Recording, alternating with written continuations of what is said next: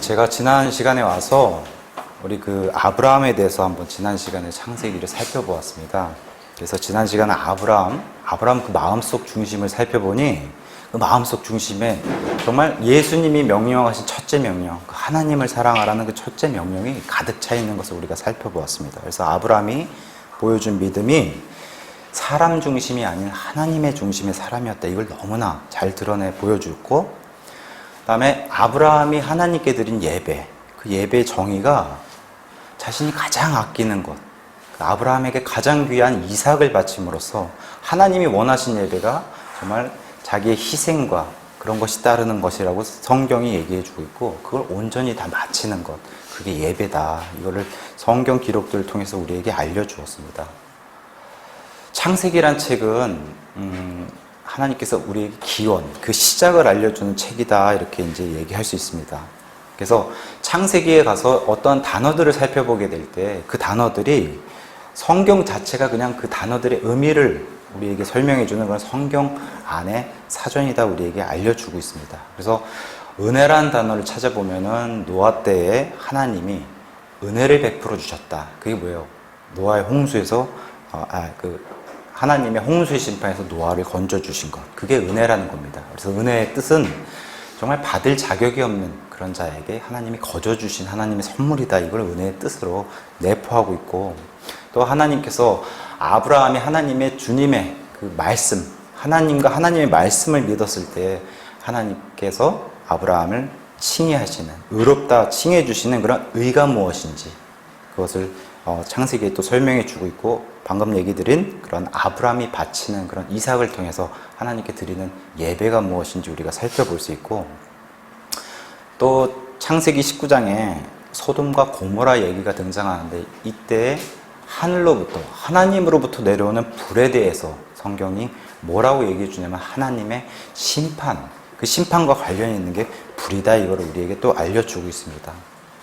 그래서 소돔과 고모라는 세상에서 가장 낮은 곳으로, 지금 많은 학자들이 사해의 바다라고 하는 그곳으로 잠기게 되는, 그래서 그 수평선보다도 훨씬 낮은, 그런 세상에서 아주 낮은 그런 도시로 사라지게 되는 그런 것을 성경이 보여주고 있고, 이 믿지 않는 사람들에게 받은 이 심판, 이것도 그 불이라는 대상이 이렇게 무서운 것이라는 걸 우리에게 알려주고 있고, 또한 우리 역시도 그리스도의 심판석에서 우리가 구원받은 이후에 생기게 된 그 반석 위에 쌓은 우리의 믿음의 그 행위들로 인해서 하나님께서 불로 심판하신다. 그래서 타서 없어지는 그런 믿음의 행위들이 아니라 불을 지폈을 때 하나님께 그 보상받을 수 있는 그런 믿음의 행위를 해야 된다고 우리가 그리스도 심판석을 또 성경을 통해서 알 수 있습니다.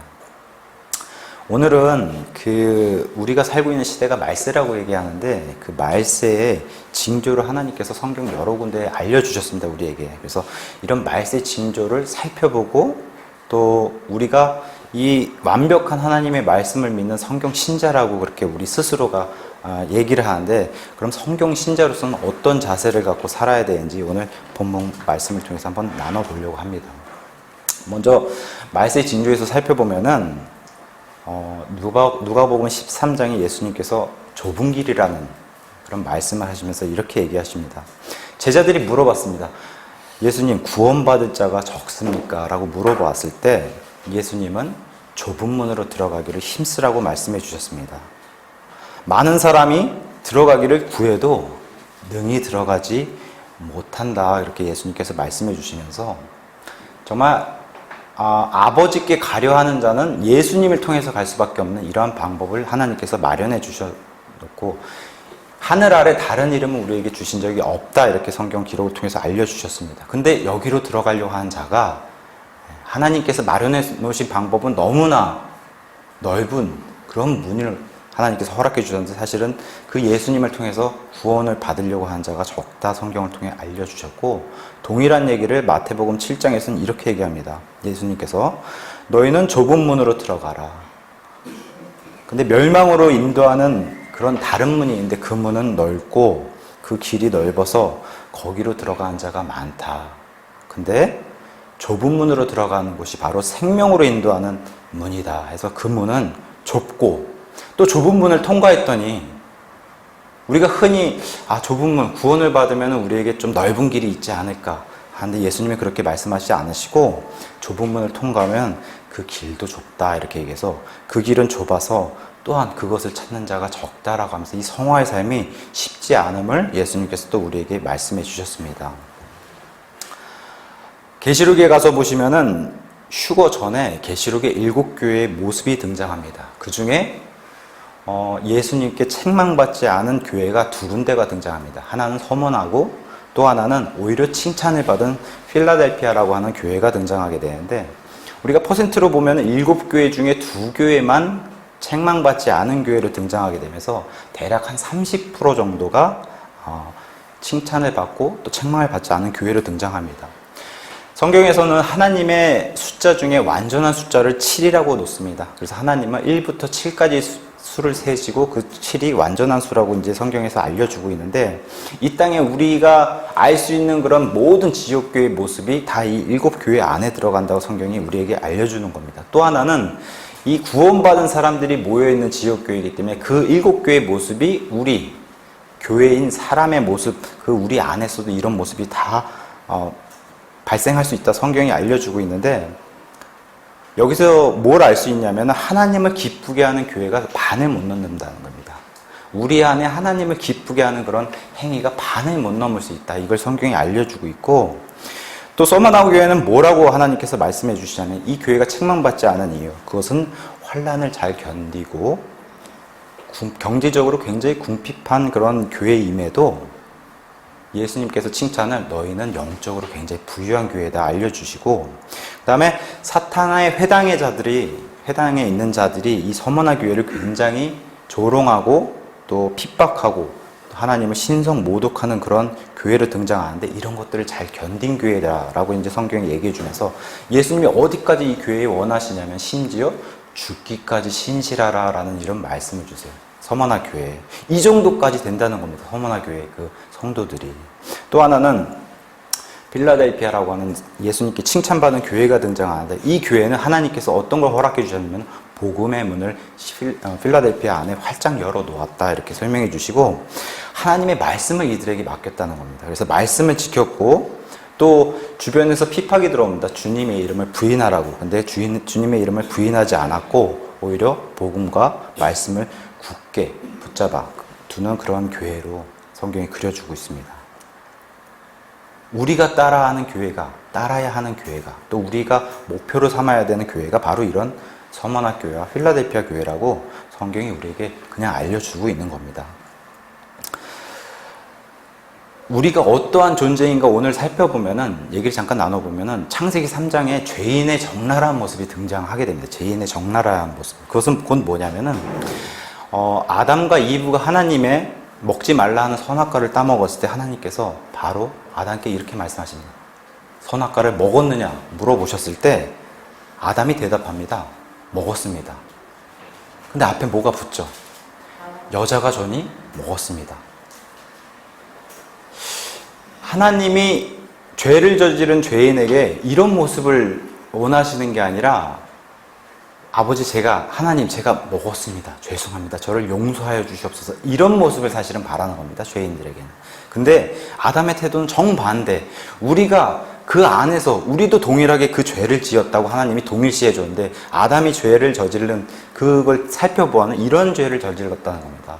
하나님, 제가 먹긴 먹었는데 여자가 저에게 이것을 속이고 저에게 이걸 권하니까 제가 먹었습니다. 근데 그 여자는 하나님이 제게 주신 여자 아닙니까? 라는 모습을 보여주는 겁니다. 아담은. 그래서 하나님께서 이브에게 뭐라고 말씀하니까, 너는 어떤 일을 행하였느냐 물어봤을 때 이브 역시 자기의 죄를 자기 탓으로 돌리지 않고 남의 탓으로 돌리는, 하나님께서 창조하신 뱀을 통해서 제가 속았습니다.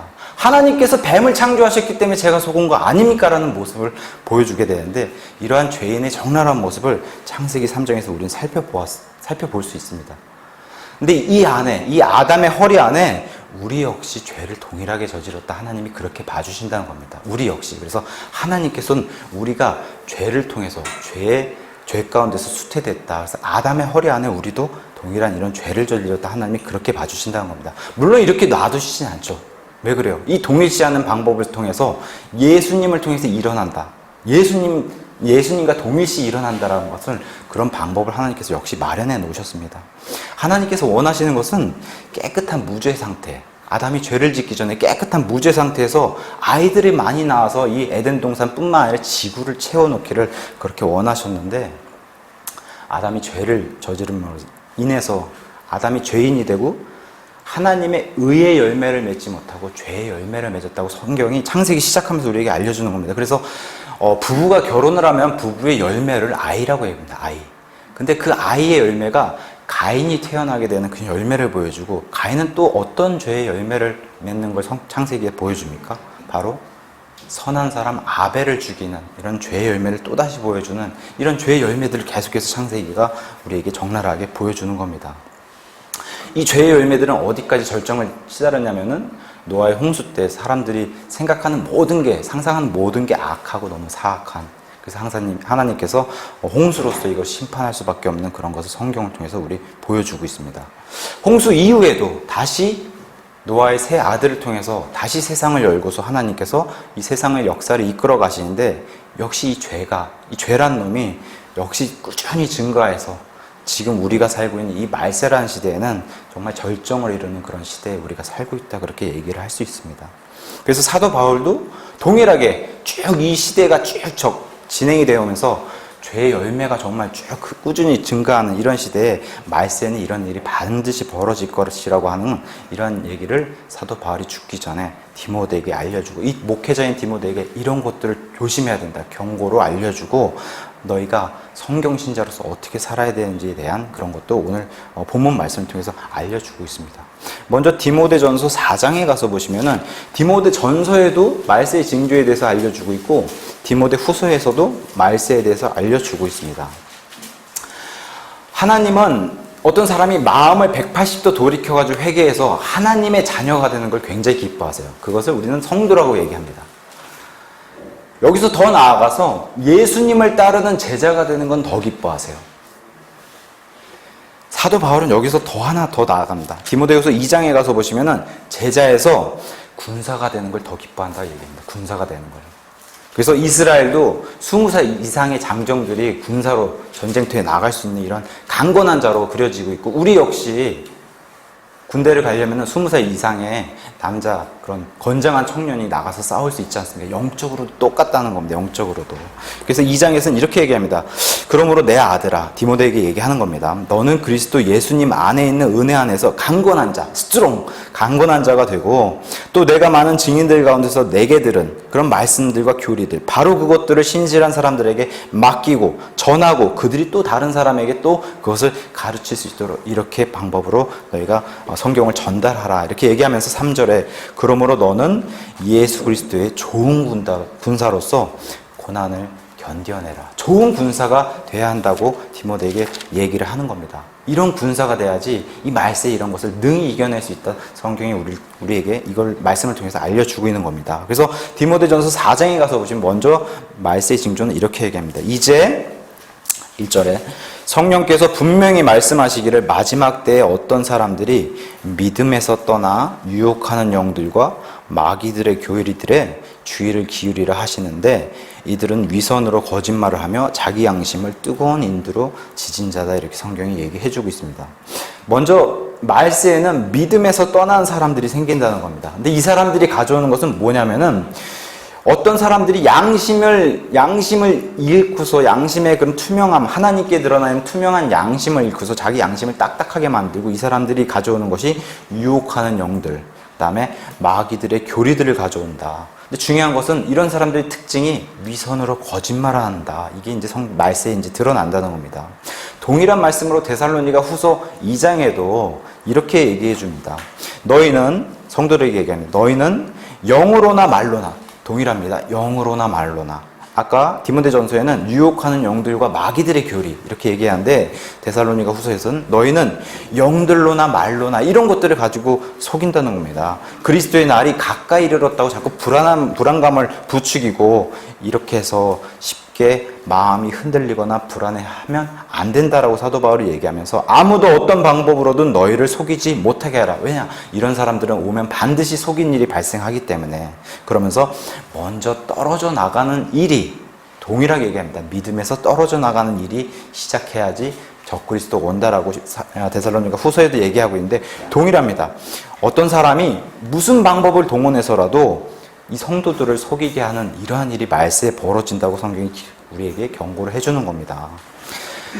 이런 사람들의 특징은 뭐냐면은 마귀들의 편에 서가지고 사람들, 일단은 성도들을 속이는 이런 행위들을 한 이러한 일들이 말세에 벌어진다. 그래서 속이는 자의 아버지가 누구냐? 요한복음 8장 44절에서는 예수님이 말씀해 주셨습니다. 이 세상을 치리하는 신, 그것을 우리는 사탄, 마귀고 그 예전에 루시퍼라는 이름으로 가지고 있는 이러한 존재가 바로 거짓말의 아버지다라고 예수님이 설명해 주셨고, 사도행전에 가서 보시면 사도 바울이 이제 처음으로 이방인들을 구원시키기 위해 말씀을 선포하기 위해서 바나바가 처음으로 선교 여행을 떠나는데, 그때 사도행전 13장에 키프로스라고 하는 섬에 들어가서 거기에 있는 청독, 이방인입니다. 서기오 바울이라고 하는 청독에게 복음을 전하려고 하다 보니까 그 서기오 바울 바로 옆에 붙어가지고 이 복음을 방해하는 그런 자가 등장합니다. 그 사람의 이름이 마법사 엘루마라고 하는 사람이 등장하는데, 이 사람의 또 다른 이름은 바예수라는 이름으로 등장합니다.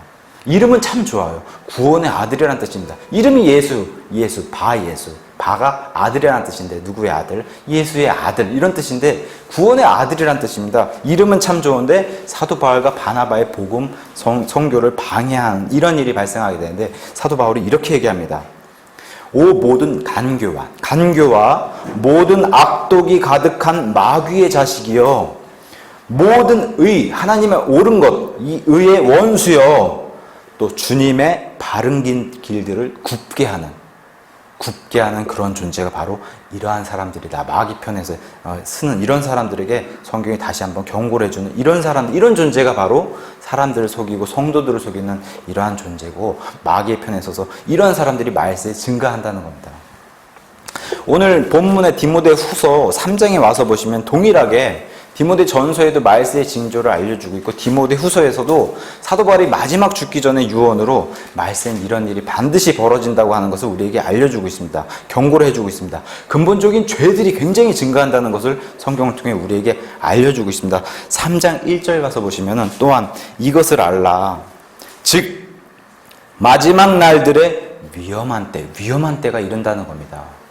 그렇게 얘기하면서 2절에 사람들은 자기를 사랑하는 일이 발생한다. 여기 등장하는 이제 사람들은 세상 사람들이 일단 얘기하는 겁니다. 세상 사람들. 근데 여기 등장하는 경고에 잘 들으셔야 하는 게 있습니다. 우리가 여기에 속하진 않는지, 오늘 한번 그걸 한번 여기서 본문을 통해서 살펴보는 겁니다. 우리가 여기에 속하진 않는지. 먼저 사람들이 자기를 사랑하는 일이 증가하게 된다는 겁니다. 인본주의 사상이 팽배하게 된다는 겁니다. 사람 중심의 세상 교리가 넘쳐난다는 겁니다. 아까 제가 말씀드렸듯이 아브라함은 하나님의 중심의 사람이었는데, 세상은 사람 중심의 이러한 교리가 넘쳐나게 된다. 말세 이런 걸 우리에게 경고해 주고 있습니다. 하나님은 예수님이 이 땅에 내려오실 때 첫 번째 명령하신 게 뭐라고 얘기합니까? 첫째로 너희는 하나님의 왕국과 그분의 의를 구하라고 명령해 주셨는데, 세상은 이와 정반대로 간다는 겁니다. 이렇게 자기를 사랑하는 일이 발생하게 되고, 두 번째로 탐욕을 부리는 일이 발생하게 됩니다. 탐욕. 이 세상은 점점 더 탐욕스럽게 변해간다는 겁니다. 사람들이. 그래서 골로새서 3장 5절에서는 이것에 대해서 이렇게 얘기합니다. 그러므로 땅에 있는 너의 지체들, 이런 탐욕 같은 것은 땅에 있는 지체들, 이것은 하늘을 바라보지 못하게 땅으로 끌어내리는 지체들이다. 이렇게 얘기하면서 이러한 너의 지체들을 죽이라. 그것들은 음행과 부정함과 무절제한 애정과 악한 욕정과 탐욕이니 탐욕은 우상 숭배니라. 이렇게 사도 바울이 얘기를 해주고 있는 겁니다. 이런 탐욕을 죽여야 되는데 세상은 이게 증가하고 있고, 믿는 자도 여기서는 예외가 아니란 겁니다. 이 탐욕에 대해서 믿는 자들도. 그 다음에 또 뭐가 늘어나냐? 자랑하는 게 넘쳐난다는 겁니다. 말세가 되면 자랑하는 게 넘쳐난다. 사실 자랑하는 거는 쉽게 말하면 이런 겁니다. 내가 죄를 얼마나 저질렀나 자랑한다는 겁니다. 자랑한다는 거 다 들여다보면 그게 나는 죄를 이렇게 집니다 라고 얘기한다는 겁니다. 자랑 자체가. 근데 우리 믿는 사람들 중에 가장 모델이 됐던 사도 바울은 뭘 자랑했습니까? 그런 거를 살펴보면은 얼마나 세상과 이게 분리된 삶을 살았는지 우리가 알 수가 있는데, 사도 바울은 내가 참 연약하다, 이런 걸 자랑했습니다. 내가 연약하다. 근데 내가 연약할 때 주님이 강하게 일하시더라. 이걸 자랑했던 사람이 사도 바울이었습니다. 또 고린도전서 9장에서는 내가 복음 선포하는 거 이것도 자랑할 게 못 된다, 이렇게 얘기했습니다. 사도 바울은 또 뭘 자랑했냐? 너희가 자랑을 하고 싶으면은 고린도전서 1장에 주를 자랑해야 된다, 이걸 말씀했습니다. 주를 자랑해야 된다. 우리의 삶의 태도가 이래야 된다는 겁니다. 세상은 이렇지 못하지만 우리의 삶의 태도가. 근데 믿는 사람들도 세상 사람들과 동화돼가지고 세상의 것들을 자랑하는 이게 교회 안으로 많이 들어온다는 겁니다. 이런 거를 우리에게 경고를 알려준다는 겁니다. 또 뭐가 생긴다는가? 교만한 일이 많이 팽배하게 생기는 게 이 말세에 생긴다는 겁니다. 우리가 잘 알다시피 아까도 창세기 3장의 아담의 모습을 살펴봤을 때 죄의 시작이 교만입니다. 죄를 최초로 시작한 존재가 바로 루시퍼, 사탄이라고 하는 존재인데, 그 사탄도 교만해서 이 죄가 출발했다, 성경이 우리에게 알려주고 있습니다. 그 교만을 얼마나 하나님이 싫어하시는지. 근데 이 교만이 늘어난다는 거다, 말세에는. 사람들이 얼마나 자기가 똑똑한지, 또 사람들에게 공공연하게 얘기합니다. 난 참 착하다고. 그게 다 교만한 생각들입니다. 그래서 우리가 구원받는 사람들의 특징을 살펴보면은 자기가 스스로 착하다는 사람은 절대 구원받지 못합니다. 절대. 나는 죄인이라고 하는 사람들이 구원을 받지, 나는 그래도 내가 생각하기에 참 착한 것 같아. 왜냐? 저도 지난날 그래도 나 정도면 굉장히 착한 것 같다. 남들 좋아주는 이런 불쌍한 마음도 크게 먹고. 저도 그렇게 생각했습니다. 구원받기 전에는. 근데 그게 깨지는 순간 구원을 받는 겁니다. 내가 착한 존재가 아니었구나. 이런 게 말세에 많이 늘어나게 된다, 이제 이렇게 얘기해주고 있습니다. 그래서 골로새서 2장 18절에는 이렇게 얘기합니다.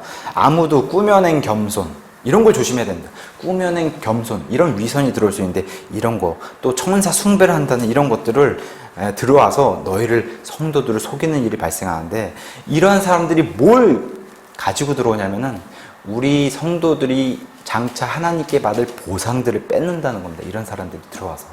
그래서 이런 보상을 빼앗지 못하게 조심해야 된다, 사도 바울이 경고하고 있고, 그런 사람은 자기가 보지 아니한 그것들 속으로 들어가 자기의 육신적인 생각으로 말미암아 헛되이 우쭐댄다는데, 이러한 일들이 바로 교만에서 시작된다, 이렇게 성경이 우리에게 알려주고 있습니다. 또 말세에는 신성을 모독하는 일, 특히 하나님을 모독하는 일이 많아진다, 이렇게 얘기하고 있습니다. 베드로후서 3장에서는 사람들이 얘기합니다. 믿는 사람들 향해서 뭐라고 조롱합니까? 너희들이 다시 오신다는 그 하나님은 도대체 언제 오냐고 조롱한다는 겁니다. 하나님께서 창조하신 것을 비운다, 이렇게 얘기하는 겁니다. 그래서 지금 이런 진화론이 팽배해 있는 이런 거짓말이 이렇게 가득 차 있는 그런 세상에 우리는 살고 있다, 이렇게 얘기할 수 있고, 오신다는 약속이 어딨냐, 이렇게 조롱한다는 겁니다. 믿지 않은 사람들이. 근데 우리는 알지 않습니까? 하나님이 다시 오신다고, 예수님이 다시 오신다고 하는 사실이. 그런 조롱을 받으면서도 그들을 품어주고, 더 큰 마음으로 하나님의 마음을 품어주고 기다려주는 것, 그게 하나님과 동일시된 마음, 하나님의 자녀된 도리로서 기다려주고 그들에게 정확히 하나님 말씀을 전달할 수 있는 우리 모두가 되어야 할 것입니다. 최근에 그 야당의 대표를 주먹으로 때린 사람이 한 30대 청년이 등장했습니다. 그래서 굉장히 세상 사람들 일로는 그럴 수 있다라고 생각을 해요. 자기 기분 나쁘고 그런 것을 통해서 그렇게 자기가, 물론 폭력은 나쁜 거죠.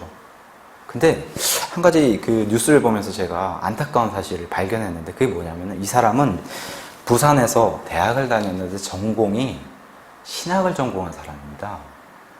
그러니까 도대체 이 사람이 배운 신학은 무엇이며, 도대체 이 사람에게 하나님은 어떠한 존재인지, 제가 그 뉴스 기사를 보면서 참 하나님께 또 이런 영광을 훼손한 이런 일이 발생했구나.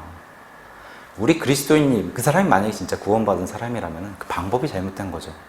세상 사람들이 아무리 그런 방법을 동원한다 해도 그렇게 하면 안 되죠. 우리는 오히려 높은 권력에게 기도를 해주고 하나님이 질서를 따지고, 심지어 천사장 미가엘도, 굉장히 높은 등급의 천사장 미가엘도 사탄에게 가서 뭐라고 얘기합니까? 하나님이 너를 꾸짖으시길 원한다. 왜 그럽니까? 자기보다 높은 등급이라는 겁니다. 루시퍼가. 그래서 루시퍼에게 그 질서를 따르는 모습을 보여주는데 우리가 대통령을 위해서 기도를 해줘야지 그러한 방법은 안 된다는 겁니다. 근데 신학까지 전공한 사람이 봉사를 많이 다니고 해외 선교를 다닌다고 한 사람이 그렇게 속이면서 기브스를 가지고 주먹을 때리는 그런 일이 발생했는데 너무나 안타까운 것 같습니다. 그 일을 통해서 하나님이 또 명예가, 영광이 훼손되는 이러한 일이 발생이 된다. 근데 말세는 이런 일이 너무 당연하다는 겁니다. 말세는. 왜냐? 믿는 사람들이 먼저 떨어져 나간다는 겁니다. 믿는다고 자기가 얘기한 사람들이 먼저 떨어져 나가는 일들이 자꾸 발생하게 되고, 또 신성 모독에 대해서는 계시록에 참 자세히 등장하게 됩니다. 16장에. 그래서 사람들이 이 환란에 들어가서 하나님을 믿지 않은 사람들이 이런 일을 발생한다는 겁니다. 넷째 천사가 병을 이렇게 쏟아부었는데 하나님이 만들어 놓으신 창조물 가운데서 이 지구를 열을 주는 태양이 열기를 더 뿜어내는 이러한 일이 환란에 등장하게 됩니다. 그래서 넷째 천사가 자기 병을 해 위에 쏟아부음에 해가 사람들을 불로 태울, 그 정도로 뜨겁다는 겁니다. 불로 태울 권능을 받아서 사람들을 큰 열기로 태우니 그들이 이 재앙들을 다스리는 권능을 소유하신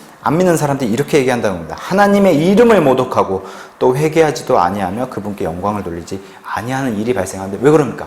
더 죽겠다고 오히려 하나님께 모독하고 욕하고.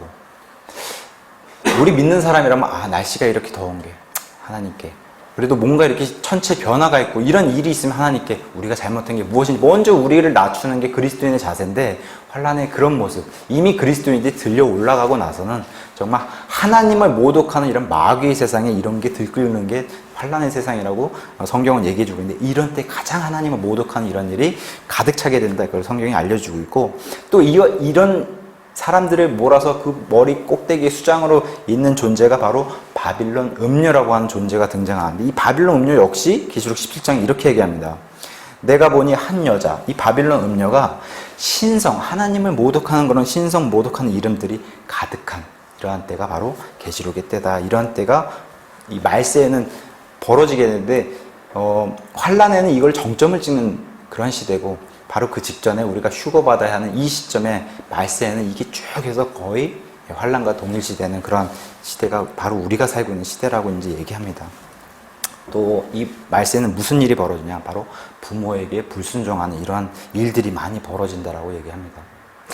어떠한 요새 참 안타까운 뉴스 중에 하나가 TV를 못 보게 한다고 부모를 죽이는 이런 일이 발생하는 겁니다. 뉴스로.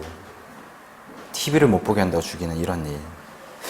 2010년 2월 17일 SBS 뉴스에는 이런 뉴스가 나옵니다. 게임을 못하게 하라고 20살 된 청년이 너무 게임에 빠져 있으니까 엄마가 게임을 못하게 한다고 이렇게 막으니 어머니를 죽이고 다시 PC방을 가서 게임하고 있는 이러한 시대에 우리가 이런 걸 눈으로 보는 그런 시대에 살고 있습니다. 또 최근에 2018년도 1월 20일 뉴스를 살펴보니까 이 경남 진주에서 자기 어머니를 죽여달라고 1200만 원을 주고 어머니를 죽이는 청부 살해라는 이런 일이 우리 눈앞에서 벌어지는 겁니다. 이게 말세 시대라는 겁니다. 부모에게 불순종하는 시대. 이러한 데서 우리가 살고 있다는 겁니다. 또한 사람들이 거룩함을 추구하지 않는 이런 일이 많이 벌어진다는 겁니다. 거룩하지 않다라는 겁니다. 특히 믿는 사람들이.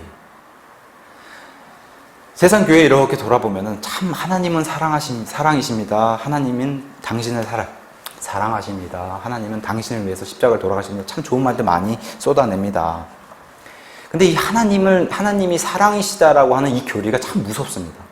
왜? 거룩함을 추구하지 않고 사랑을 추구하게 되면은 뭐든지 사랑으로 품어야 된다고. 저 사람이 문제를 일으켜도 사랑으로 품어야 되고, 저 사람이 무슨 짓을 해도 교회에 가서 하나님은 사랑하시니까 우리가 품어줘야 되지 않겠냐. 막 교회 질서를 훼손하는데도 하나님은 사랑이시라고 하는 이 교리가 그걸 다 품어주게 만들고, 심지어 그게 사형도 맡고 있는 그러한 교리로 우리에게 무섭게 자리 잡고 있는데, 제가 이런 말씀 드려보겠습니다. 소돔이 망했을 때 그 창세기 기록을 가서 보시고, 또 노아의 홍수 때의 그 기록을 가서 보시면 하나님이 심판하실 때는 사랑을 찾을 수가 없습니다. 정말 두려움과 하나님께서 몰아치시는 그 심판에서는 사랑을 찾아볼 수가 없습니다. 사랑을. 그것을 기억해야 된답니다. 왜냐? 하나님이 거룩하신 분이기 때문에 그 심판을 집행하시는 분. 그 심판을 집행하시는 분을 우리가 봤을 때 하나님은 사랑이 아니라 거기서 찾을 수가 없다는 걸 우리가 그걸 직시해야 된다는 겁니다. 이런 거짓된 교리를 우리가 세상에 많이 퍼져 있는 걸, 이런 걸 바로 잡아야 된다는 겁니다. 우리 교회는. 하나님은 거룩하신 분이기 때문에 그 거룩함에서 사랑이 나오는 겁니다. 우리가 사랑을 베풀 수 있는 것, 이런 것도 우리가 잘 기억해야 된다는 겁니다. 그래서 이러한 지금 안 믿는 사람들의 세상 속에서 이런 일이 발생하고 믿는 사람들도 여기 동화돼가지고 이런 방식으로 계속해서 나아가는데, 디모데전서 1장에 가서 보시면, 디모데전서 1장에 가서 이것 1장 9절에서 10절에 이렇게 얘기합니다. 사도 바울은 이것을 알라.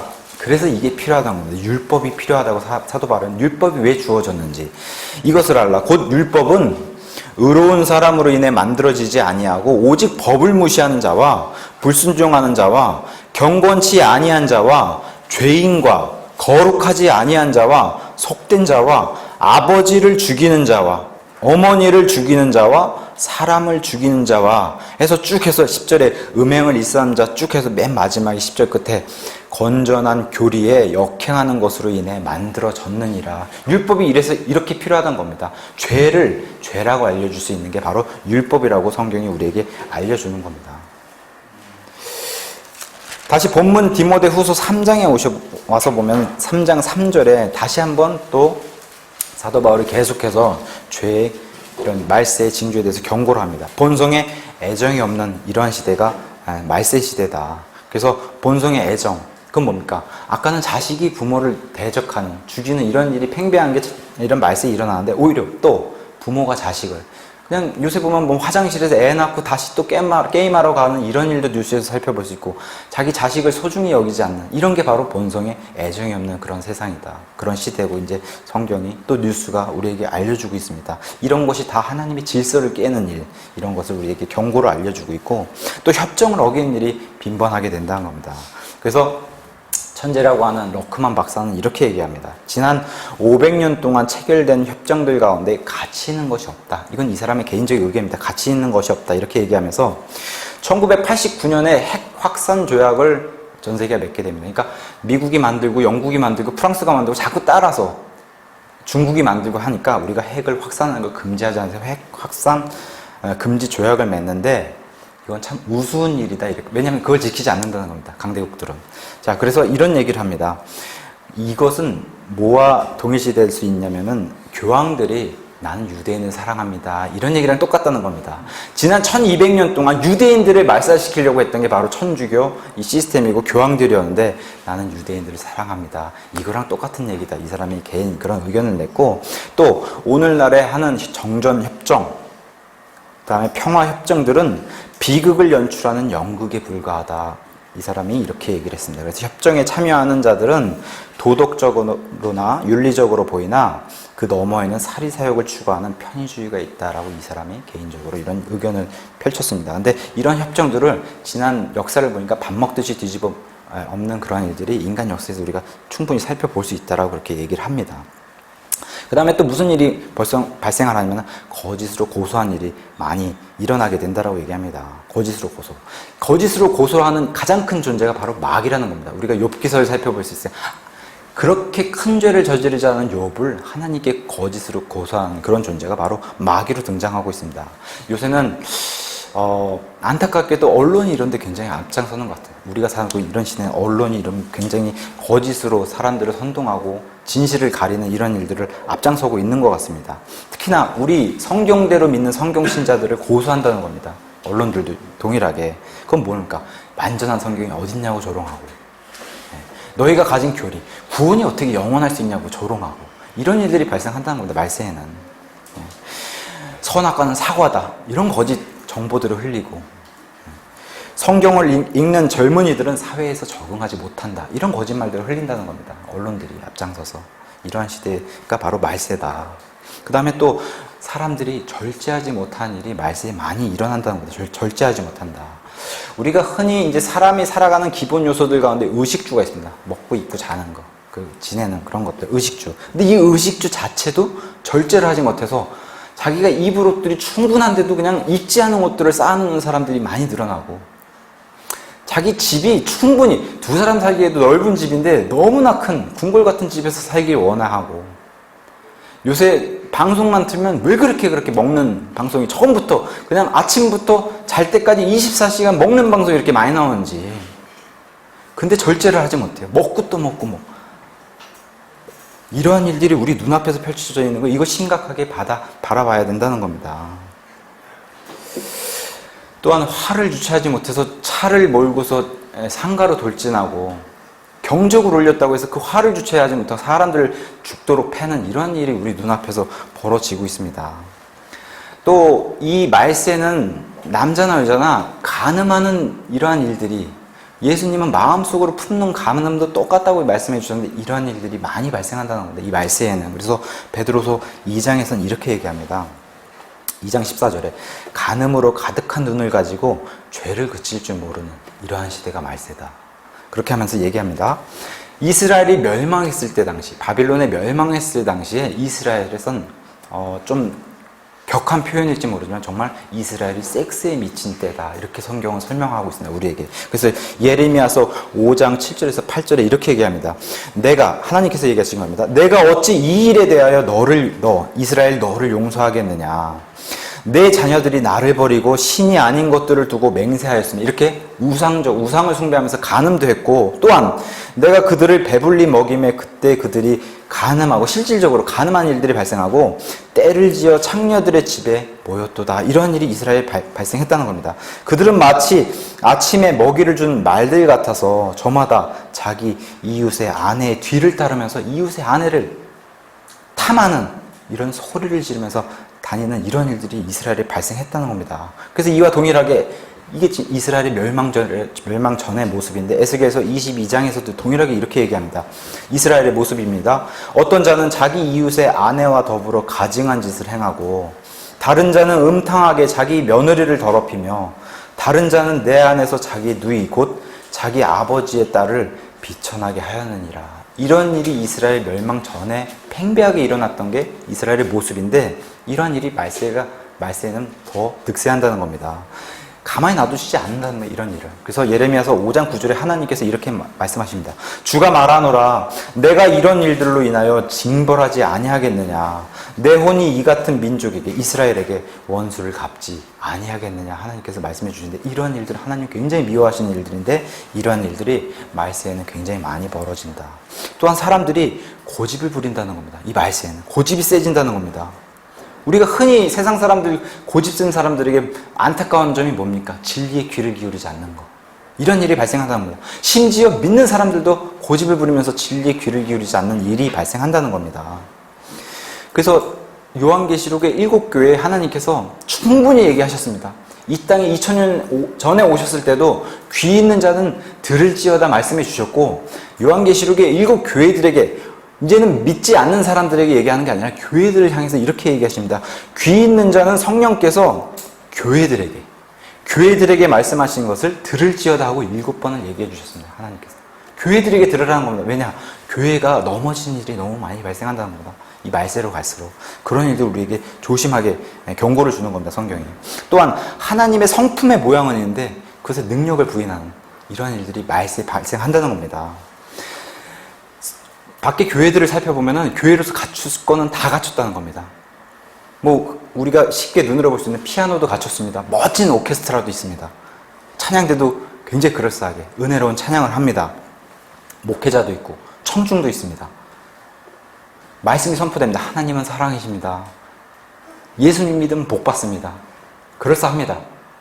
그런데 가장 비극적인 것은 하나님이 함께 하시지 않는 교회들이 많다는 겁니다. 이게 비극적인 거라는 겁니다. 하나님이 함께 하시지 않는 교회. 다른 거 다 갖추고 있어도 소용없다는 겁니다. 하나님이 함께 하시지 않으시면. 이런 일들이 근데 말세에 벌어진다는 겁니다. 디모데후서 3장 7절 가서 보시면은 정말 안타까운 게, 안 믿는 사람들도 그렇고 믿는 사람들조차도 항상 배우는데 결코 진리를 아는데 이르지 못하는 일들이 말세에 벌어진다는 겁니다. 이런 사람들의 특징은 죄들에 눌려있고 여러 가지 욕심에 이끌린 사람들이다. 성경이 설명을 해주는 겁니다. 믿는 사람들도 여기는 예외가 아닙니다. 진리를 알려줘도 자기 귀를 닫아버리면 하나님이 그 귀를 강제로 여시지 않는다는 겁니다. 그래서 연약한 존재, 성경은 남자보다도 여자가 연약한 존재다. 육체적으로도 그렇고 영적으로도 그러한 존재다. 이건 하나님께서 만들어 놓으신 질서이기 때문에 우리가 그냥 그대로 따르는데, 많은 연약한 여자들이 여기에 이끌려 간다는 겁니다. 그래서 이런 것들을 거짓 교사들이 슬그머니 들어와서 이런 사람들을 포로로 사로잡는 일들이 말세에는 많이 발생하는데, 그러한 일들을 조심해야 되고, 우리 남자들도 마찬가지인 겁니다. 이러한 미련한 자기 죄들과 욕심으로 인해서 진리를 거부한 이런 일들이 우리 안에 벌어지고 있지는 않은지, 그런 것들 우리 이 시간에 한번 우리 자신들을 한번 돌아보면서 이렇게 같이 성경을 봤으면 좋겠습니다. 포로로 사로잡는 자들이 있다는 겁니다. 이 말세에는 이런 사람들을 거짓 교사라고 얘기하는데, 베드로서 2장 17절에서 18절에는 이것에 대해서 이렇게 얘기합니다. 육체의 정욕과 심한 방종, 너희들이 자유가 있지 않냐 하면서 방종으로 꿰어내서 속이는 겁니다. 이 사람들 자유를 약속해 준다는 겁니다. 이 사람들 이런 자유가 있어. 킹제임스 성경 쓰는 교회 가면은 이런 자유가 있어. 11조 이런 거 안 해도 돼, 그건 구약의 산물이야 하고서 꼬셔낸다는 겁니다. 거짓된 교사들이 있다는 겁니다. 분명히 자기 스스로, 자기 안에서도 그렇고. 그래서 이런 사람들이 꼬여내서 자유를 약속하는데, 이것은 심한 방종으로 가고 있고, 자신들은 부패의 종이 된, 이미 거짓 교사들은 부패의 종이 된 사람들이고, 여기에 끌려 들어간 사람들은 여기 안에 정복이 되면 그 사람에게 속박이 되고, 이 부패의 종에 속박이 된다라고 베드로후서가 우리에게 얘기를 해주는 겁니다. 3장 13절에 가서 보시면 이런 사람들의 또 다른 특징이 이렇게 등장합니다. 악한 자들과 유혹하는 자들은 말세 점점 더 악하여져서 사람들을 속이기도 하고, 성도들을 속이기도 하고, 자신들도 속기도 하리라. 이런 일이 발생한다는 겁니다. 요한일서에서는 아무도 성도 너희를 속이지 못하게 하라. 고린도전서 3장에서 사도 바울은 아무도 자신을 속이지 말라, 남들도 속이지 말고 자기 자신도 속지 말라라고 성경은 얘기해주고 있는데, 3장 13절에서는 날이 악해지면 점점 더 악해져서 3장 1절에 얘기하는 것처럼 마지막 날들의 위험한 때가 이렇게 도래한다라고 성경이 우리에게 경고를 주는 겁니다. 또 이런 사람들의 특징은 4장 3절에 가서 보시면 이렇게 얘기합니다. 때가 이르르니 말세에는 그들이, 이 믿지 않는 지금 세상 사람들과 심지어 성도들조차도 건전한 교리를 견디지 못하며 귀가 가려워, 옳고 그른 것을 얘기해 주는데도 귀가 가려워 자기 욕심대로 자기를 위해 선생들을 쌓아두고 안 듣는 데가 아니라 자기가 듣고 싶은 것만 듣고, 4절에 또 진리로부터, 건전한 교리가 진리라고 얘기해 주면서 진리로부터 귀를 돌이켜 닫는다는 겁니다. 꾸며낸 이야기들로 돌아서리라. 이런 일들이 말세에 발생한다는 겁니다. 이런 사람들은 어떤 특징이 있다고 다시 한번 얘기 드립니까? 항상 배우나 결코 진리에 이르지 못한다. 이런 사람들은 꾸며낸 이야기 요새 많이 발생하지 않습니까? 거짓 뉴스가 판치는, 아니면 말고식으로 툭 찔러보고, 아니면 말고 잘못 나갔네, 그런 일들이 심지어는 언론에서도 하고 있다는 겁니다. 이 시대에는 이런 일들이 많이 발생하는 게 말세다. 이들은 가장 큰 특징을 드러내는 구체적인 예로 드러내면서 3장 8절에 얀네와 얀브레와 같은 사람들이다. 이 거짓 교사들이, 이런 사람들의 특징, 그다음에 세상 사람들이 믿는 이 배교된 성도들이 이러한 존재라는 거예요. 얀네와 얀브레. 출애굽기 7장과 8장에 가서 보시면 모세가 이집트의 파라오 왕에게 이스라엘 백성을 보내달라고 얘기하면서 하나님의 표적을 보여주는데, 그 표적 앞에서 대적했던 존재가 바로 얀네와 얀브레입니다. 출애굽기에는 이름이 등장하지 않지만 사도 바울에게 하나님이, 예수님이 계시를 통해서 알려주신 이름 얀네와 얀브레가 등장합니다. 마술사들입니다. 하나님이 싫어하는 존재들입니다. 마술사들. 남을 속이는 겁니다. 마술사가. 마법사도 그렇고 이런 것들은 하나님이 싫어하는 존재로 등장하게 되는데, 이 사람들의 특징이 이겁니다. 8절에 그런데 얀네와 얀브레가 모세를 대적한 것 같이 이들도 이 앞에 쭉 나열했던 이러한 세상 사람들과 여기에 동화된 믿는 성도들조차도 진리를 거역한다는 겁니다. 마음이 부패한다는 겁니다. 믿음에 관해서는 버림받은 자들이라는 겁니다. 이러한 사람들, 이러한 존재가 된다는 겁니다. 아주 쉽게 예를 들어서 성경이 설명해 주고 있으면서 이러한 일들이 가능한 거, 정말 우리가 봤을 때 어떻게 이 많은 사람들이 저렇게 거짓을 믿을 수 있을까? 어떻게 이 많은 사람들이 원숭이에서 사람이 됐다고 믿을 수 있을까? 근데 하나님은 가능하다는 겁니다. 말세에는. 그래서 데살로니가 후서 2장 11절에서 12절에 이렇게 얘기합니다. 하나님께서 이런 까닭에 하나님께서 그들이 그런 거를 믿기를 작정했기 때문에 그들에게 강한 미혹을 보내주신다는 겁니다. 딱딱하게 굳어서 돌이킬 마음이 안 보이니까 하나님 미리 내다보시고 강한 미혹을 보내사 말세에는 그들이 거짓말을 믿게 하신다고 하나님이 그렇게 말씀해 주시면서, 이것은 이 사람들이 이미 보여준 것, 또 미래에 보여줄 일들을 하나님 내다보시고 진리를 믿지 아니하고 불의를 기뻐한 그들이 다 정죄를 받게 하기 위해서, 심판을 받게 하기 위해서 하나님이 그렇게 만드신다는 겁니다. 말세에는. 근데 그것을 기뻐한다는 겁니다. 지금 정말 불의를 기뻐하는 이러한 세상에서 오히려 진리를 얘기하면은 조롱받는 그런 세상에 우리가 살고 있는 겁니다. 이 말세에. 그런 세상. 9절에 가서 보시면은 3장 9절에 그러나 근데 끝이 있다는 겁니다. 반드시 드러나게 된다는 겁니다. 공의 하나님 앞에서. 그들이 더 여기 좀 나열했던 이런 말세의 징조를 보여주는 그들이 더 나아가지 못한다는 겁니다. 왜 그렇습니까? 얀네와 얀브레 같은 저들이 모세 앞에서 멸망했던 것처럼 어리석음이 드러난 것 같이 그들의 어리석음, 세상 사람들 또한 믿는 성도들 가운데 배교한 이런 사람들조차도 어리석음도 모든 사람에게 드러날 것이기 때문에 하나님이 드러내 보여주신다는 겁니다. 이런 것들을 성경이 알려주면서 이런 것들 조심해야 된다 우리에게 경고를 해줍니다. 심지어 우리가 알 수 있는 거, 지난 1200년 동안 암흑의 시대로 몰아넣었던 그런 천주교가 아직도 끝나지 않고 세상 끝까지 달려가면서 지금도 교황이 뭐라고 얘기합니까? 제가 어저께도 어떤 황제님과 교제하면서 나눈 얘기입니다.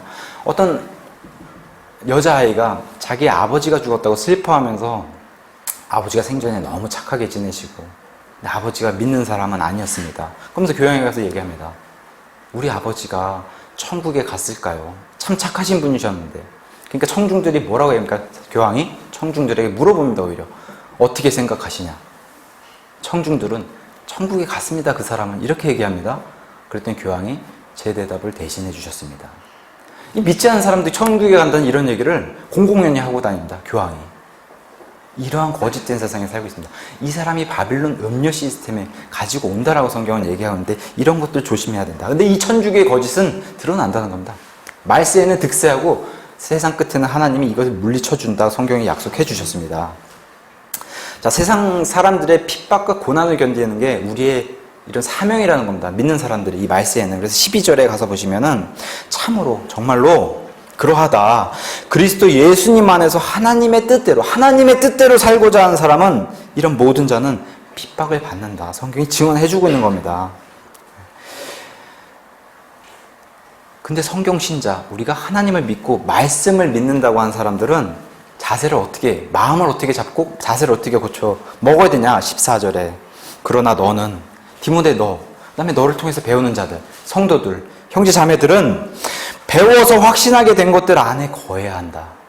이렇게 얘기해 주면서 이 배워서 확신하게 된 것들이 무엇이냐? 15절에 등장하는 것이 바로 거룩한 성경 기록이라고 하는 것을 얘기해 주면서 이것을 귀하게 여겨야 된다는 겁니다. 거룩한 성경 기록. 자, 제가 들고 있는 이 책, 거룩한 성경입니다. 제가 오늘 사랑의 책을 들고 온다 얘기 안 했습니다. 누구나 이건 믿지 않는 사람에게도 보여주면은 그거 사랑의 책 아닙니까? 이렇게 얘기하는 사람 아무도 없습니다. 뭐라고 얘기합니까? 성경, 영어로는 홀리 바이블, 거룩한 책이라고 얘기합니다. 그게 하나님을 드러내는 겁니다. 하나님이 거룩한 분이시기 때문에 성경에 거룩한 책이라는 이름을 붙여놓은 겁니다. 이런 거룩한 책 안에 우리의 모든 것이, 생명과 모든 것이 이 안에 들어가 있다는 겁니다.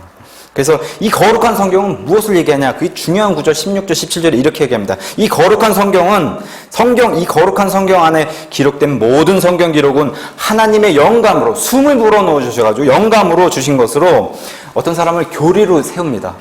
교리가 그 사람에게 딱 정착이 되면 이 교리로 어떤 사람을 바로잡는다는 겁니다. 이 거룩한 성경 기록이 바로잡게 되면은 하나님의 옳고 그름, 하나님의 의를 알려주고 이런 것들로 교육하기에 유익한 것이 바로 거룩한 성경 기록이다. 얘기하면서 이것은 하나님의 사람이 완전하게 되어 하나님의 편에서 충분하게 모든 것을 갖춰줄 수 있는 이러한 것으로 인해서 하나님이 성경 기록을 우리를 위해서 준비해 주셨다고 한 사실을 이 시간에 강하게 마음판에 새기고 우리에게 정말 귀한 게 있구나, 지금 우리 손에. 그걸 우리가 이 시간에 하나님께 다시 한번 마음을 작정하고 이 말세에 우리가 이 완벽한 성경을 두고 우리가 해야 할 일들을 오늘 깊이 생각하는 그런 시간이 됐으면 좋겠습니다. 이 거룩한 성경 기록은 디모데에게 얘기하면서 디모데 너 자신 한번 봐라. 사도 바울이 얘기하면서 15절에 어린아이 때부터 14절부터 제가 읽겠습니다. 그러나 너는 배워서 확신하게 된 것들 안에 거하라. 네가 그것들을 누구에게서 배운 줄 너는 알고 있다. 어려서부터 할머니를 통해서 배웠습니다. 어머니를 통해서 성경 기록을 배웠습니다. 영적인 아버지인 사도 바울을 통해서 완벽하게 이 성경 교리를 또 말씀을 배웠습니다. 그래서 어린아이 때부터 내가 성경 기록들을 알았나니 그것들은 능히 너를 일단 지혜롭게 한다는 겁니다. 하나님의 지혜를 받게 되고 그 다음에 그리스도 예수님 안에 있는 믿음을 준다는 겁니다. 이 성경 기록들이. 믿음은 하나님께서 계속해서 보내준다는 겁니다. 그래서 내가 그걸 받았을 때 믿는다라고 얘기하는 겁니다. 성경은. 그래서 그런 믿음을 계속 보내주시고 그 믿음을 통해서 구원에 이르게 하는데 이게 바로 거룩한 성경이다. 이렇게 성경이 설명을 해주는 겁니다. 그래서 거룩한 성경 기록을 내가 어떻게 믿었는지 나를 한번 봐라. 디모데야. 이게 내가 보여줄 수 있는 본이다. 동일하게 우리에게도 사도 바울이 얘기하는 겁니다. 10절부터 그러나 너는 나의 교리를 한번 봐라. 나의 교리. 바울의 교리를 살펴볼 것 같으면 갈라디아서 1장에 예수님이 아라비아 사막에서 3년 동안 예수님이 직접 사도 바울을 가르쳐 주시면서 예수님이 계시로 드러내 주신 복음, 그 복음이 바울이 믿었던 교리의 뿌리가 된다는 겁니다. 복음. 에베소서 2장에서는 뭐라고 합니까? 사도 바울의 교리. 믿음을 통해 은혜로 구원받는다. 이게 불변의 진리라는 겁니다. 믿음을 통해 은혜로 구원받는다. 또 고린도전서 15장에서는 무엇을 얘기합니까? 우리가 반드시 부활한다.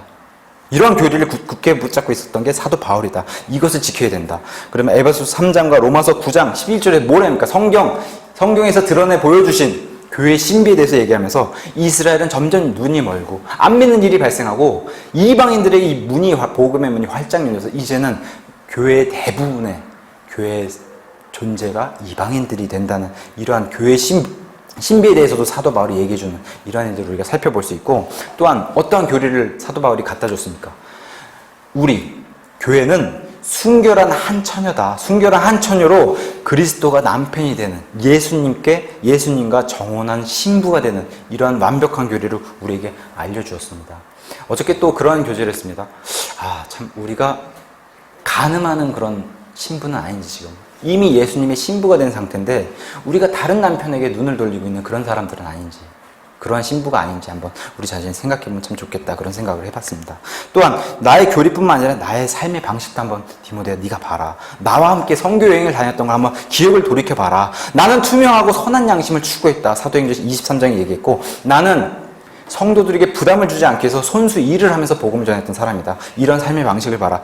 이것이 하나님을 기쁘게 하는 삶을 추구하려고 내가 노력했던 그것을 너는 한번 돌이켜서 한번 생각을 해봐라. 디모데에게 이렇게 얘기하면서 나의 목적은, 사도 바울의 삶의 목적은 바로 하나님의 의를 내가 소유하고 있습니다라고 발견되기 애썼다는 겁니다. 그래서 나 자신의 의가 아닌, 종교 행위가 아닌, 이건 다 배설물로 여기고 제가 이제부터 하나님의 의를 소유한 사람입니다. 이것을 하나님께 발견될 수 있도록 자기가 애를 쓴 거, 이게 바로 삶의 목적이었는데 이것을 한번 디모데 너가 한번 봐야 된다 라고 얘기하면서 내가 나의 오래 참음도 너가 한번 봐라. 이것을 내가 본으로 보여주겠다 하면서 난 사례비도 받지 않고 섬겼던 그런 자인데, 고린도 교회에서는 이것이 참 괴로운 일이 발생했다는 겁니다. 거짓 사도들이 쓱 들어와서 사례비도 받고, 사도 바울은 저 사람이 오히려 거짓 사도다, 이렇게 속이는 자들이 들어왔다, 그렇게 얘기하면서 이 사람은 거짓 사도라. 사도 바울이 그거에서 분투하게 싸우면서 내가 얼마나 오래 참았냐, 이런 것들을 한번 봐라 하면서 고린도 교회에 이렇게 얘기했습니다. 마흔에서 하나 뺀 매도 한 5번씩 맞고, 돌로 맞아 죽기도 하고, 바다를 가는데 3번이나 파손당하고, 강도와 이교도들의 위협을 속에서 그래도 끝까지 포기하지 않고 오래 참았다. 이런 것을 디모데, 너가 나와 상교여행을 다니면서 같이 보지 않았냐, 이런 것들을 우리가 지켜야 하는 것들이다. 이렇게 디모데에게 얘기해 주면서 아가페, 사랑을, 영어로는 체리티를 베푸는, 그러한 사랑을 베푸는 나의 모습도 한번 너가 생각을 해봐라. 그래서 데살로니가전서 2장 7절과 8절에서는 사도 바울은 이렇게 얘기합니다. 유모가 아이들을 돌보듯이 성도를 돌봤던 사람이 바로 사도 바울이었다라고 성경이 증언해주고 있고, 인내의 사람이었다. 사도 바울은 모든 선교여행을 끝나고 이스라엘에 도착해서 유대인을 치리하고 있던 로마의 총독 벨릭스라는 총독에게 복음을 전했습니다. 근데 벨릭스가 사도 바울과 만나는 걸 기뻐했어요. 그래서 2년 동안 자기 곁에다 두고 사도 바울이랑 얘기를 했는데, 감옥에 갇혀있고 결박당한 채로 2년 동안 벨릭스에게 복음을 전했는데 결국엔 벨릭스도 구원받지 못하고 베스도에게 넘겨주는 이런 일이 발생했는데, 그러면서도 사도 바울이 이 벨릭스가 자기를 그렇게 대했을 때에도 자기 인내함으로 그 사람에게 복음을 전했다. 이런 것 디모데 네가 잘 알지 않냐, 이런 것들 보여주고, 특히나 또 3장 11절에 가서 보시면은 안디옥과 이고디움과 루스드라에서 내게 닥친 핍박과 고난을 너가 잘 알지 않냐. 여기서 바로 디모데를 만나게 됐었는데, 여기서 무슨 일이 발생했냐면 사람들이 진리를 가져다 주는 바울이 싫어가지고 돌로 사람을 쳐서 이 바울을 죽이는 일이 발생했고, 고린도후서 12장에서는 그래서 셋째 하늘까지 자기가 예수님을 보고 온 그런 자로 사도 바울이 그려지고 있는데, 이런 일까지 내가 견디지 않았냐, 당하지 않았냐, 바울에게 이제 디모데에게 얘기하면서 이러한 일들 네가 보고 본으로 삼고 이러한 것들 잘 지켜야 된다. 그러면서 11절에 안디옥과 이고디움과 루스드라에서 내게 닥친 핍박과 고난을 잘 알았으며 내가 어떠한 핍박을 견뎌내는지 네가 잘 알지 않냐. 근데 참 중요한 말을 합니다. 그러나 내가 견딘 게 아니라 주께서 그 모든 것 가운데서 나를 건져내셨느니라. 아멘. 내가 아니라 내가 견뎌낸 것 같은데 돌이켜보니까 내가 아니라 주님께서 나를 건져내셨다. 이렇게 우리와 함께 하고 계신 그런 하나님에 대해서도 잊지 않고 알려주면서 성도들이 기억해야 된다는 거예요. 말씀은 이런 것들을 기억해야 된다. 그래서 다시 한번 14절에 거룩한 성경 기록을 통해서 확신하게 된 것들, 디모데 너뿐만 아니라 우리 여기 모이는 우리 모두가 거룩한 성경 기록을 통해서 확신하게 된 것들 안에 거해야 한다라고 얘기하면서 이런 것들 다시 강조해 주는. 그래서 명령이 주어진다. 말세는 이런 일이 득세하게 되는데 디모데후서 4장 1절부터 명령이 주어지게 됩니다. 그러므로 내가 하나님 앞과 주 예수 그리스도 앞에서 곧 친히 나타나실 재림하실 이런 분들 앞 그때에 자신의 왕국에서 산자와 죽은 자를 심판하실 하나님 이 분 앞에서 내게 디모데 내게 또 우리들에게 명령을 하는 겁니다. 지금 명령하노니 뭐라고 합니까? 2절에 다 같이 읽겠습니다. 말씀을 선포하라. 때에 맞든지 맞지 아니하든지 긴급히 하라. 모든 오래 참음과 교리로 책망하고 꾸짖고 권면해라. 오래 참음과 교리를 가지고서 책망하고 꾸짖고 권면하라는 겁니다. 근데 다 듣기 안 좋은 겁니다. 이거 듣는 사람 입장에서는. 근데 이 일을 해야 된다는 겁니다. 교리와 진리의 말씀을 선포해야 된다는 겁니다. 전달해야 된다는 겁니다. 우리가. 이걸 하나님께서 명령으로 주시는 겁니다. 지금. 그러면서 4장 5절에 가서 이렇게 얘기합니다. 그러나 너는 모든 일에서, 지금 돌아가는 세상의 일, 교회의 일, 모든 일에서 깨어 있어야 된다. 눈을 크게 뜨고 깨어 있어야 된다. 라고 얘기하면서 우리에게 반드시 닥칠 일이 뭐냐. 이 말세를 쭉 지금 얘기하면서 말세에는 닥칠 일이 뭐냐. 고난이 온다. 우리가 교회를 다니고 있는데 너무 편합니다. 독립순례교회, 더군다나 독립순례교회를 다니고 있는데 우리가 너무 편하다. 이건 뭐가 좀 잘못됐다는 겁니다. 내가 희생하는 게 없다는 겁니다. 섬김의 수고가 없다는 겁니다. 이러한 섬김과 수고가 있을 때 우리에게 반드시 닥치오는 게 있는데 그게 고난이란 거고, 이 고난 너머에 영광이 온다는 겁니다. 이걸 반드시 이런 일이 일어나야 된다고 사도 바울이 얘기하면서, 사도 바울은 일단 1차적으로 목회자인 디모데에게 복음 전도자, 이 일을 너가 행해야 된다. 바꿔서 우리에게 말하면 뭐라고 해야 합니까? 복음의 이 말씀을 전달하는 일. 우리 주변에 널려있는 사람들, 우리가 흔히 저 사람에게 가서 전해야 되겠다 한 사람들이 분명히 이거 없다 그러면 거짓말입니다. 이 일을 해야 된다는 겁니다. 지금 말세의 징조들을 쭉 얘기하면서 바울이 하나님의 명령을 받아서 뭐라고 얘기합니까? 복음의 말씀을 가서 전해야 된다. 그리고 옳은 것을 전해야 된다. 진리를 정해야 되고 진실을 정해야 된다는 겁니다. 그래서 이게 바로 세상으로 파고들어서 얘기하는 세상의 빛과 소금으로 얘기하는 그런 역할을 해야 된다고 얘기하면서 내 사역을 온전히 입증하라는 겁니다. 사역은 다른 말로, 쉬운 말로 섬기는 겁니다. 예수님이 이 땅에 와서 이 땅의 모든 사람들을 섬겼던 것처럼 그 섬기는 일이 사역이라는 겁니다. 우리 역시 동일하게, 물론 목회자인 디모데는 목회 사역으로 섬기는 거고, 우리는 동일하게 뭘로 섬길 수 있습니까? 주변에 있는 사람들의 복음의 말씀, 또 성도, 잘못 알고 있는 성도들에게 가서 점잖게 인격적으로 예수님이 우리를 대해 주셨던 것처럼 인격적으로 우리도 인격적으로 대하면서 이것은 잘못된 교리입니다. 하나님의 말씀은 이렇게 말씀하십니다. 이런 옳은 것들, 그리고 돌아가는 일이 이런 게 옳은 게 아닙니다 라고 정확하게 우리가 얘기해 줘야 된답니다. 그것을 바로 입증하라는 겁니다. 성경이. 그것을 우리에게, 성경 신자인 우리에게 먼저 명령하고 있는 겁니다. 하나님께서. 그래서 빌립보서 2장 12절에서 동일하게 이렇게 얘기합니다. 너희 자신의 구원받았다고 하면은 그것을 일하여, 믿음의 행위를 통해서 일하여 드러내라는 겁니다. 이걸 동일하게 명령해 주셨습니다. 말씀을 정리하겠습니다. 오늘 결론의 말씀을 드리면은 오늘 거룩한 성경 기록에 대한 확신이 있으셔야 됩니다. 지금 완벽한 말씀에 대한 확신이 있으셔야 됩니다. 이게 바로 진주소망침례교회의 반석이 되는 겁니다. 여기부터 세우는 겁니다. 말씀에, 이 완벽한 말씀에서부터 세우고,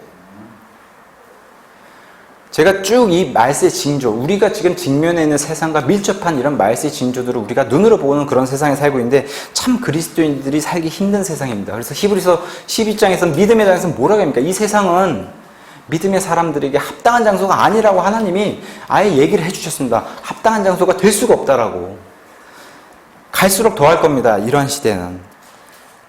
우리가 지난날 돌이켜보면 완전한 성경이 있다는 사실을 알고 신약교회라는 게 있는가, 그것을 추구하기 위해서 여기 지금 진주 소망친에게 여기 앉아있는 겁니다. 우리가 지금 그거를 이 시간에 깊게 생각해 봐야 된다는 겁니다. 왜 우리는 이 자리에 앉아있는가, 도대체 하나님 우리에게 뭘 원하시는가, 그걸 생각해 보면서 자유가 있는 편한 교회이기 때문에 11조를 강요하지 않아서 뭐 귀찮게 하는 게 없고 닥달하지 않아서 예배가 단순한 것 같은데, 예배가 참 좋은 것 같은데, 이러한 이유로 오면 안 된다는 겁니다. 이 교회는 우리가 추구하고 세워야 되는 교회는 이런 교회가 아니라는 겁니다. 가장 중요한 거, 일단 첫 번째 자체가 성경 때문에 시작해야 되는 교회고, 두 번째가 이 성경 말씀에 따라서 예수님 명령의 말씀에 따라 신약교회를 하기 위해서 이 교회에 모여야 된다는 겁니다. 신약교회를 추구하기 위해서 말세의 징조들이 우리 눈앞에 펼쳐져 있고, 다시 돌이켜서 아까 필라델피아 교회, 칭찬받은 교회를 살펴보면은 그 칭찬받은 교회에 하나님이 열어주신 문이 복음입니다. 그 교회의 복음의 문을 열어주시고 성도들을 부어주시는 겁니다. 필라델피아 같이 그런 칭찬받는 교회. 그 다음에 중요한 거는 그러한 칭찬받는 교회의 말씀을 맡긴다는 겁니다. 하나님이.